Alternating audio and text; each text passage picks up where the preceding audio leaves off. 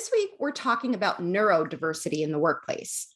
Neurodiversity refers to autism spectrum disorder, learning disabilities, Tourette syndrome, and other ways of thinking differently than neurotypical populations. What's unfortunate about neurodiversity is that it remains stigmatized. So it's difficult for neurodiverse professionals to share their experiences and access support. And without greater communication and understanding, those who work with neurodiverse professionals might misinterpret behaviors and experience their own anxiety and stress. My guest, Toni Bator, who specializes in working with neurodiverse individuals, shares insights to help all of us better understand neurodiversity. She also shares tips for those who are neurodiverse, as well as for those who work with neurodiverse colleagues. Thanks, as always, for listening and sharing with others. Welcome to the Impostor Syndrome Files. My name is Kim Menninger, and as an executive coach and former high-tech leader, my personal mission is to help women and others overcome imposter syndrome and advance your career with confidence. Each week, I interview a new guest to share how they've navigated self-doubt to achieve success. The more we share our stories, the more we destigmatize imposter syndrome, recognize that we're not alone, and empower ourselves to access the tools and resources that can help us. Thank you so much for listening and sharing.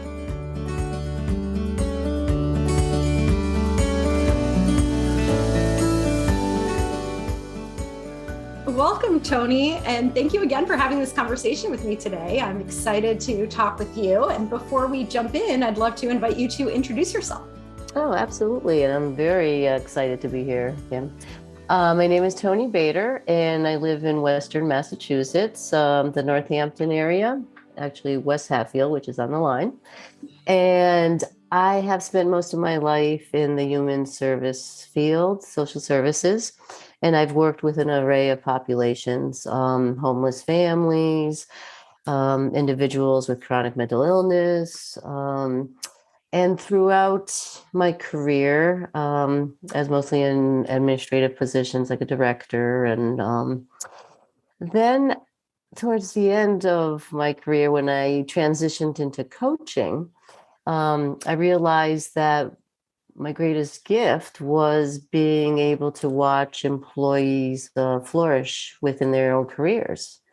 And that's what was a turning point for me, that I really love coaching and providing, supervision and to individuals, and that's what I pursued, coaching, and then transferred into that field and left the human service field. Although, as you'll find out, I work with many individuals who have comorbid conditions, an array of similar conditions that I have worked with in the past. So it sounds like you have brought together coaching with other aspects of your career history. Is there anything more specific about what draws you to the population that you work with? Because I know you have mentioned that you specialize in neurodiversity, and I'd love to hear a little bit more about, how you got to that particular focus area. Yeah, certainly. I think what drew me to neurodiversity, well, first of all, I was practicing as a leadership coach initially, and I was hired by a company, a well-known company, to coach an individual that was really struggling. He was quite high up on the hierarchy within the organization. And when I met him, I realized that this individual was on the autism spectrum. And I believe that the supervisor didn't realize this, but they definitely struggled with some of the behaviors that this individual exhibited.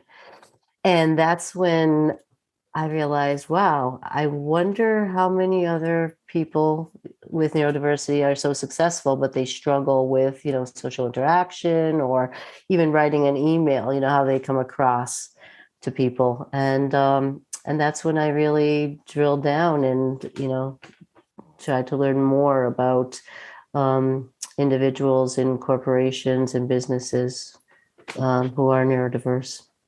So you mentioned someone who's on the autism spectrum. Is there more to neurodiversity? How would you define that for somebody who's not familiar with that term? Yeah, no, that's a great question. The simplest way that I define neurodiversity is individuals' brains are wired differently. So it could be, cognitive disability, not necessarily individuals who have, a low IQ, but some cognitive dysfunction. They can be highly, highly intelligent. Okay, so it's not someone that has a development disability. It's an individual who just thinks differently, who sees, in colors, or is very practical and excellent at numbers and solving puzzles and looking outside the box to come to conclusions, and to find the end results. It's just how our brains are different than those who are neurodiverse. And it could be those with learning disabilities. Many times dyspraxia and dyslexia are also considered part of neurodiversity. Tourette's syndrome, attention deficit disorder, ADHD. And neurodiversity is kept separate from mental health conditions, although one would argue that, being depressed or having anxiety, the brain, chemicals and wiring is also different. And I work with many individuals on the autism spectrum disorder who also have horrible anxiety. And many neurodiverse individuals have experiencing anxiety. So it's very interesting that argument. Yeah. And what would you say? And I imagine that it would be difficult to say this in a sweeping statement because I'm sure the experience is different for everybody. But what are some of the common challenges that you find some of these individuals experiencing in the workplace? The way in which they learn, such as some people are visual learners, some, needed to be oral representations, and also other challenges are the sensitivity to noise and sounds. Many individuals have that. So bright lights, distraction from noises, also how other people interact with them. They, at times they are considered like black and white, that there's no middle. So if you're very abstract in your communication to someone who is neurodiverse, who's on the spectrum, that can be very difficult for them to understand what you're trying to say. And many of my clients will say, don't speak in riddles, don't speak in metaphors to me, just, very black and white. Just tell me exactly, what I'm supposed to do with this next action step on the goal that I'm creating.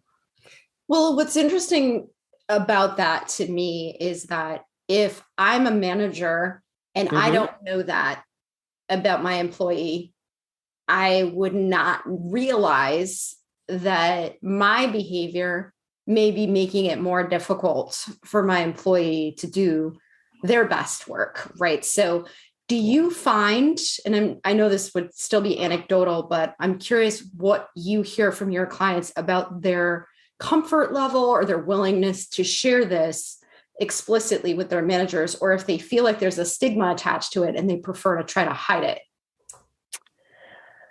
Yeah, many individuals are afraid to divulge their disability because it is stigmatizing. Just like a mental health challenge, if you have a diagnosis of bipolar or depression, um, and to be, classified as autism spectrum disorder or neurodiverse, or have ADHD, you're going to be looked upon in a negative light or not capable of doing your specific job and the job responsibilities that come with your position. So there's a lot of turmoil in if someone should disclose or not and try to mask, which many of these individuals do for most of their lives. And masking is taking on, watching neurotypical individuals so well and observing them so well that you're able to take on the nuances of, watching people's eye contact, facial expressions, and it's exhausting to be, to do that day in and day out. Yeah, that almost takes imposter syndrome to a whole other level, right? If you truly are trying to behave as someone that you're not, that, like you said, has got to be exhausting, but it also has to be creating a lot of self-doubt too, because you're not able to show up as your true self. Exactly. And women who are not diagnosed as easily as males are able to mask very well. And so it'll be hard to determine, is this individual, do they even have a disability? Because they can be outgoing and social and charming, but they suffer the consequences of that masking. Do you feel like because you mentioned that women may be diagnosed later or differently or not at all, that there's a difference. Yeah. Do you find that the people that come to you know that they have this, that they have a different way of thinking? Like, are there people that come to you that haven't been diagnosed yet, but they just feel like something is different and I need help? Yes. Such as the individual that I initially met with, he had no knowledge of his disability. And, I obviously didn't diagnose him and say, oh, I think you may want to be evaluated because, and so, is he doing himself a disservice, right? By not moving forward and having an evaluation, which could ultimately help him in his workplace. Absolutely, because that's got to be the most challenging situation of all, when you don't know, your manager doesn't know, there's just a tension or an issue that's really difficult to name or difficult to navigate. And that's got to create all kinds of anxiety. Yeah. And, and regarding your question, I also work with people who have been diagnosed much later in life, who are successful employees, and they've known that something is a little off with them their entire lives, that like they just know that their experience of the world is very different, and they've struggled, but they ended up being successful. They found their niche. Many times individuals in technology, software programming, writing code, you'll find many of these individuals, and they're very, once they find that niche, they do very well, and relieved when they are finally evaluated and diagnosed. Well, and I think that's an important point to reinforce too, is that you're making the point that these are highly intelligent, highly competent people that are capable of doing the work. They're struggling with the environmental conditions around them, right? So they can do the work, but they can do it more effectively if they're able to perhaps have different accommodations or different ways of interacting with people than people who are non-neurodiverse. Absolutely. Absolutely. They're some of the brightest individuals that I have ever met. And it's interesting because, we don't alter the environment. We expect the individual to change. And, you think about if child is in school and they obviously have ADHD, that type of environment is not set up for a child who has ADHD to sit in your seat for hours at a time. They're not going to be successful. They need to be running around, they have energy, they can be standing up, and what if we alter the environment, right?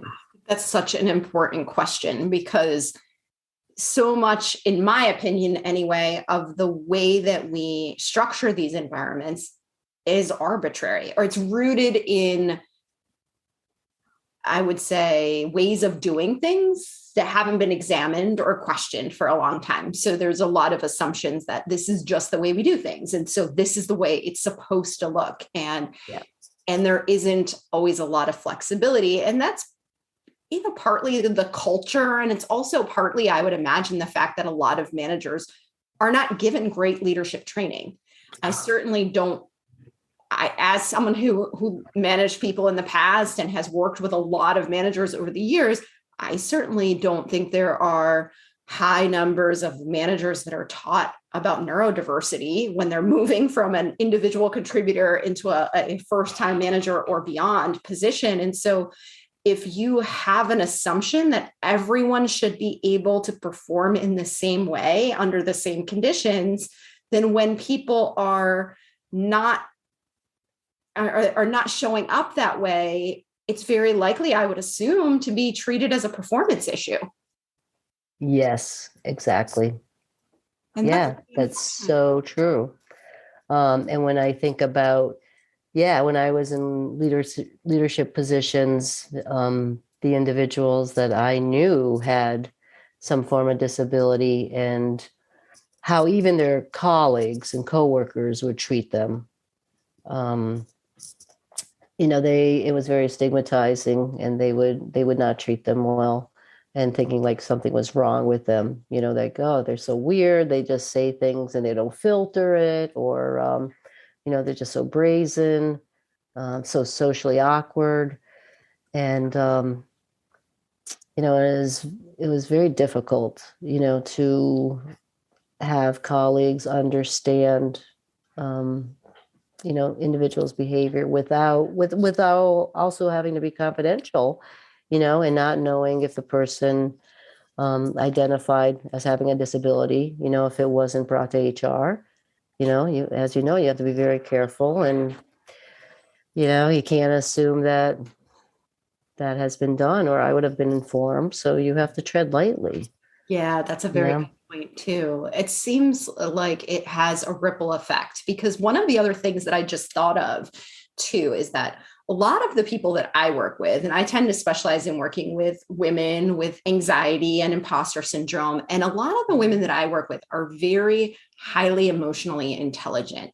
They're very empathetic, and they read the room very intently, and they're making, or they're, I guess, interpreting what they're reading. And so if somebody is, like you said, somebody who's more brazen, who's maybe a little bit more socially awkward, engages with them in that way, it's very easy for them to make it about themselves. And, oh, this person doesn't like me, or they don't like my performance, or the way I'm doing this, and then they start to doubt themselves, especially if it's a person like you're describing, someone who's like higher up the hierarchy. And so there's an assumption that this person is, a knowledgeable leader and should, I'm trying to think of the right way to frame it, but essentially that they would want that person to like them, right? Like meaning the woman that I'm talking about wants this person to like them, wants them to approve of them because they sit really high in the organization. Yeah. And without that context for understanding the way this person behaves towards me isn't about me. Exactly. Right? Right. This is something about them. And so it's triggering people. So the person, the individual who's experiencing this is feeling their own anxiety and self-doubt. And then the individuals that are around them who don't understand contextually what's going on are starting to doubt themselves, right? So you can see how in the absence of more information and more support, it can actually undermine productivity across the board. Oh, that is so true. So true. And, when you talk about individuals that you coach who are very emotionally intelligent, right? Many individuals who are neurodiverse lack emotional regulation. Okay, so not only are they going to understand that, your client is sensitive and think that this person doesn't like them, but my client will also be very anxious and start to, for a better word, lose it. If they're being put into a corner, or even if something is not, accurate, or, it could be the smallest thing that could, set them off. If, they're being told they did something incorrectly, and yeah, they can go from 0 to 100. And that's where, I have been brought in, like, what's wrong with this person? Why can't they hold it together? Wow. And again, like when it's not safe to provide that information or to have an informed conversation about what that looks like and how to handle it differently, then it really creates a lack of ability to support everybody involved. Yeah. Yeah. And, these individuals could be on the cusp of losing their job, because they've had arguments with so many colleagues and coworkers, and it could be something as simple as writing an email and not understanding the context in which to form an email, so it doesn't come across as not only insensitive, but rude or brazen and barking orders, not having an idea.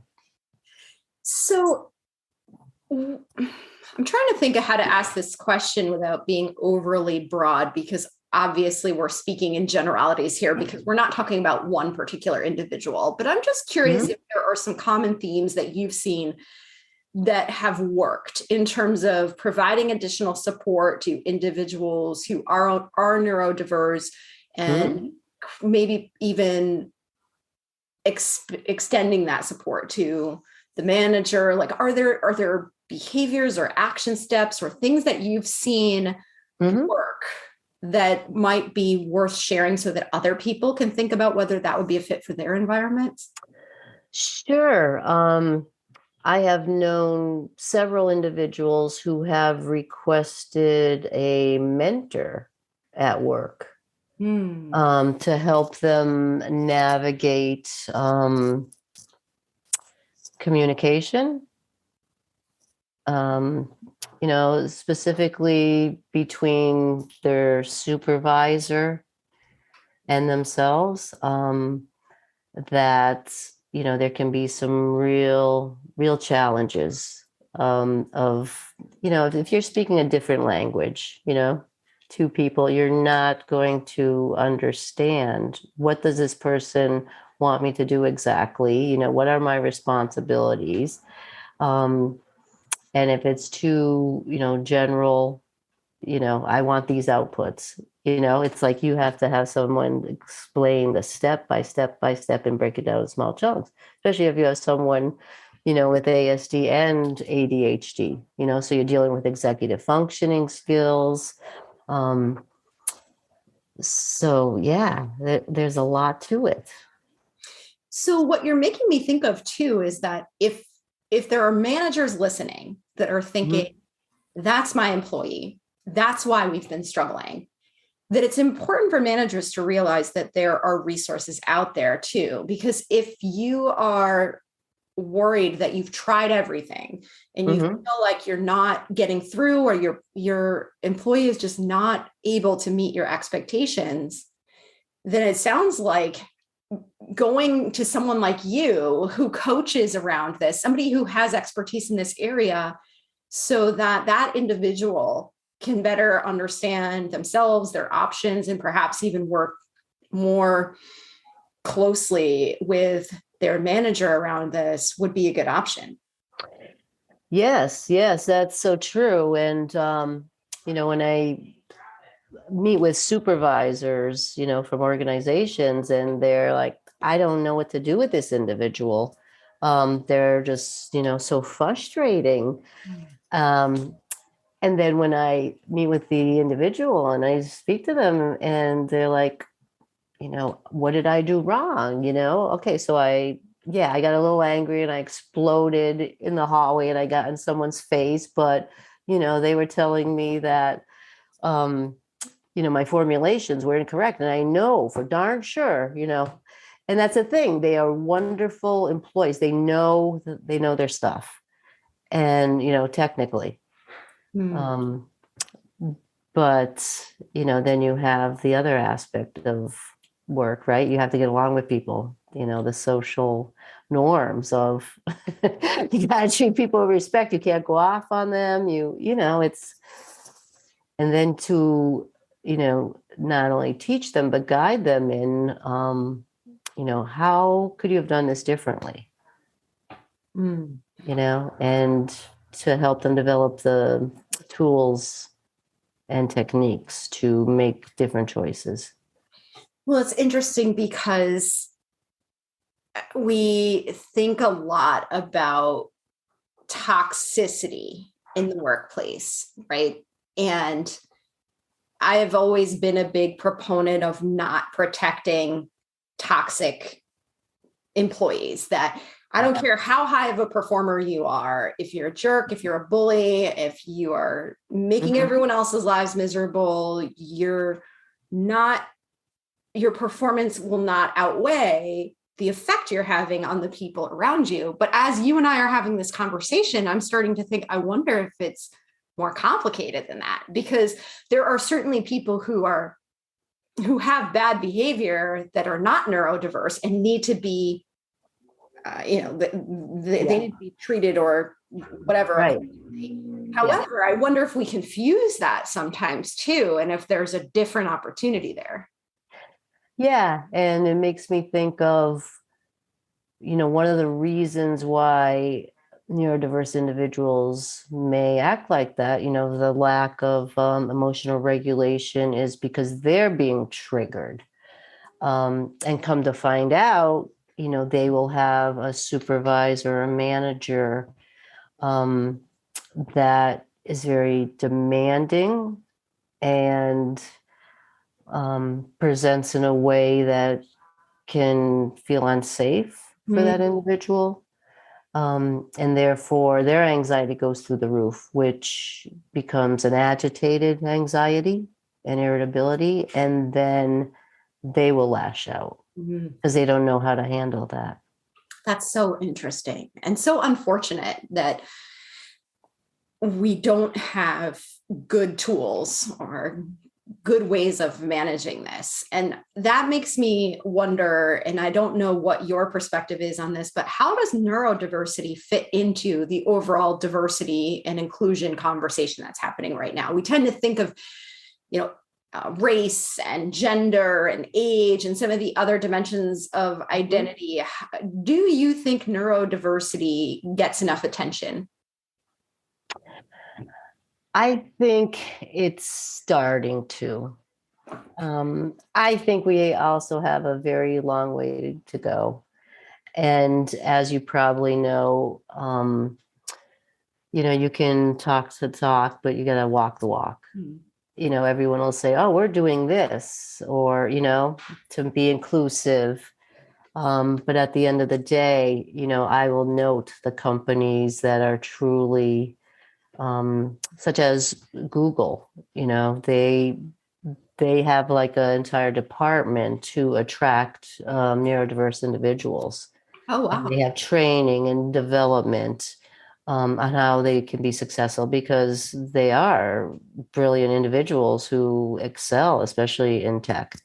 And so you want, Elon Musk, Mm, whatever you think of him, right? right. He's on the spectrum. Good example. Yeah. Yeah.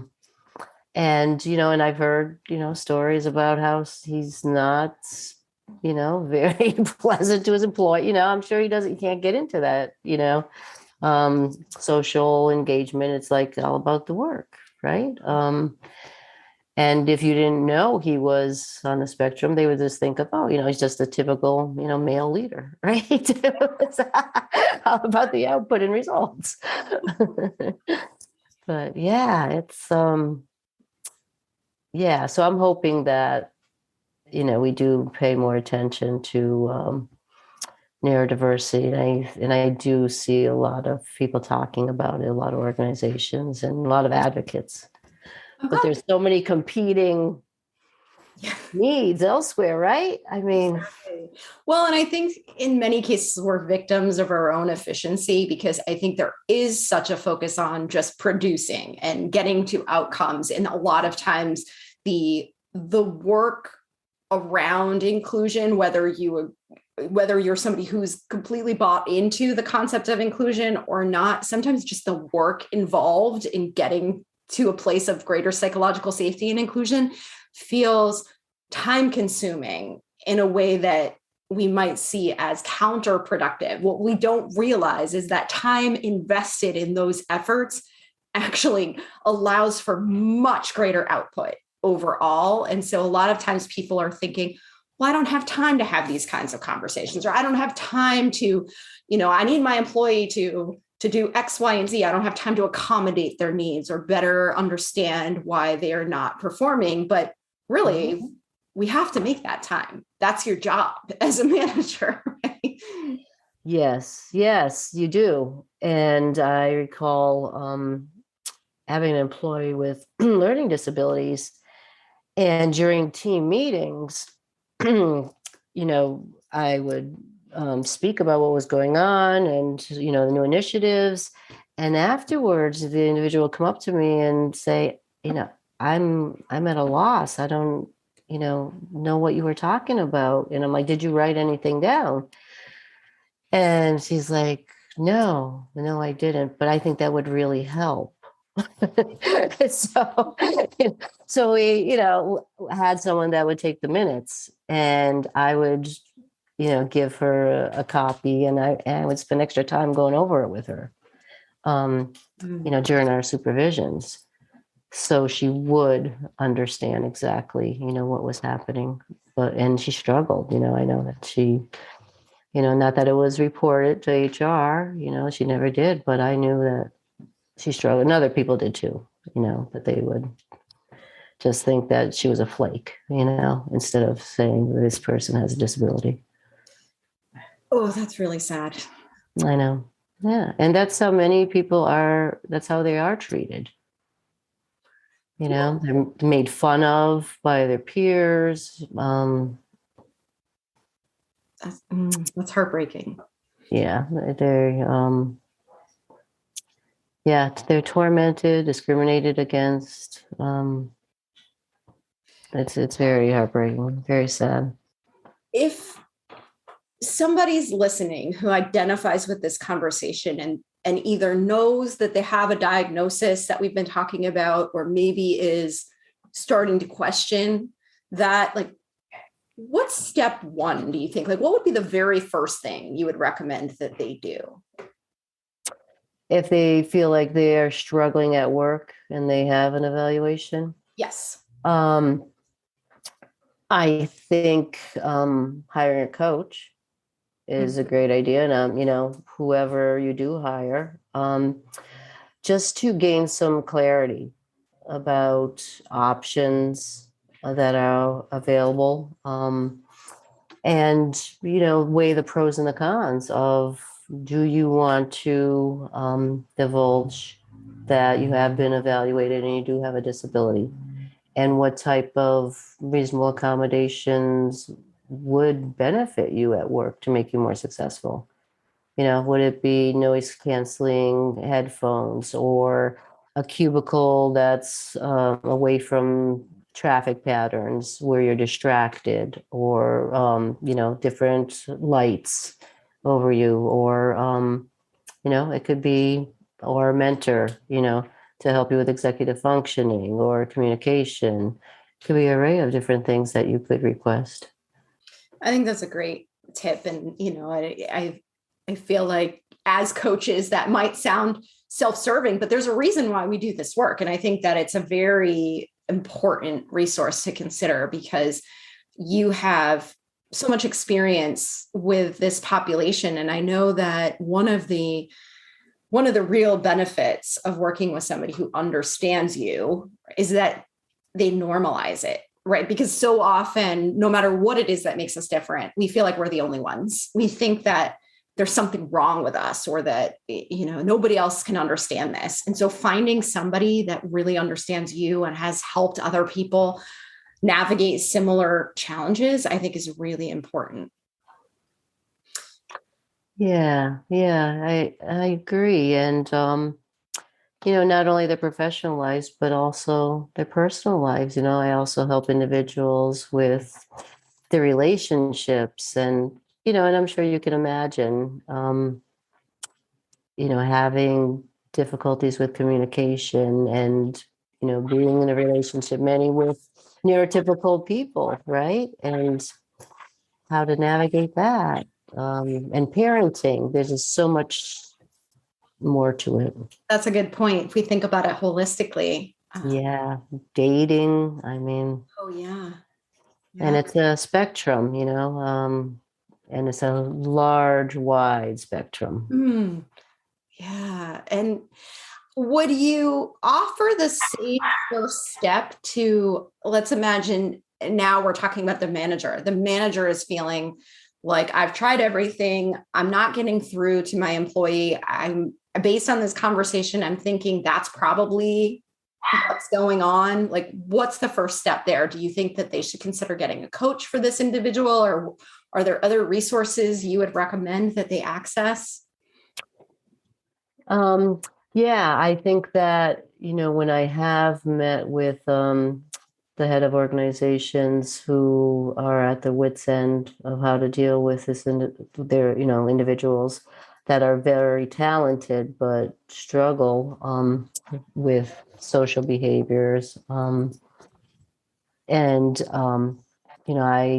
I will say, well, let me, meet with the individual and get a better understanding of, their perspective, and, where they're coming from.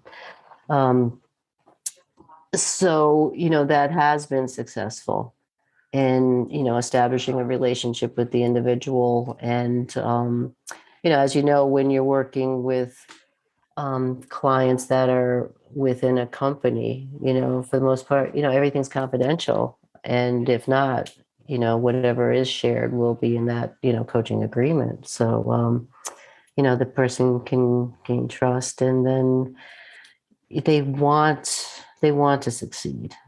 They want to excel, and their struggle is real.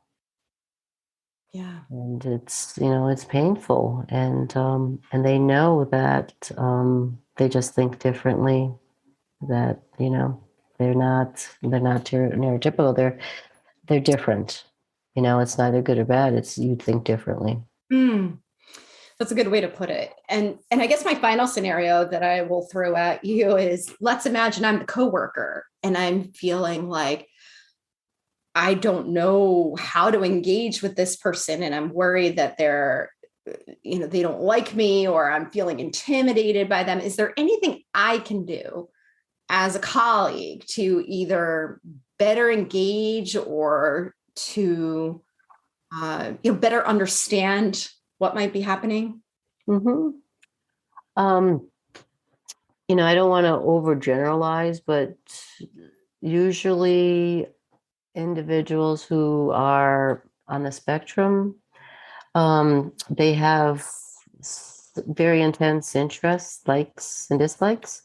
Mm-hmm. And if you can find out, like, what does this person really enjoy? What are they fascinated by? That is, you can establish common ground and get to know that person. I was fascinated by this one gentleman who was basically writing his own code to develop a task list which had how long it took to complete a task, where it was on the priority level. I mean, it was amazing. It was like something that was out of this world. And I was like, this is really cool. This is really amazing. I don't understand it at all, but I know you do. And he just laughed. He's like, that's great. That's wonderful. That's exactly how it should be. So I think, just getting to learn what your coworker is vested in and what they really enjoy, and, be gentle with people, just be kind and listen and be empathetic, because we all have struggles, right, that we don't see.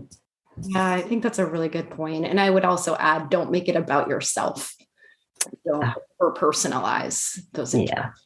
Yeah, because you don't know mm-hmm. what's going on with another individual, right? You just don't know. That's right. Yeah. Well, Toni, how can people find you if they want to follow up with you and learn more about your services? Sure. I'm on LinkedIn, Toni Bator, and I also have a website, www.tonibator.com.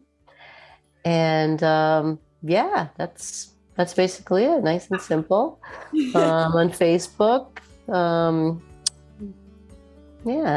And thank you so much, Kim, for allowing me to come on and be part of this podcast. It was great.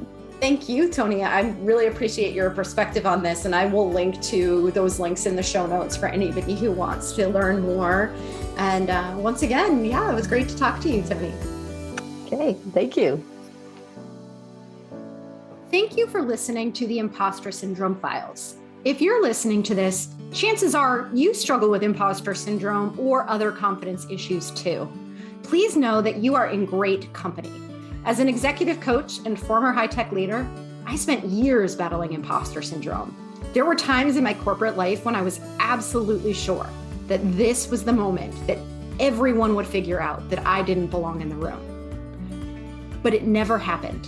And through the years, with the help of research, coaching, and other resources, I've learned to help myself and others overcome self-doubt and advance our careers with strength and confidence. If you'd like to continue this conversation, please join my Leading Women Facebook group, where women of diverse roles, levels, and backgrounds come together to ask questions, share challenges, and support one another in a safe, trusted space that's difficult to find in the workplace. Check out the link in the show notes for more information on how to find us. And please join us again next week for another episode of the Impostor Syndrome Files.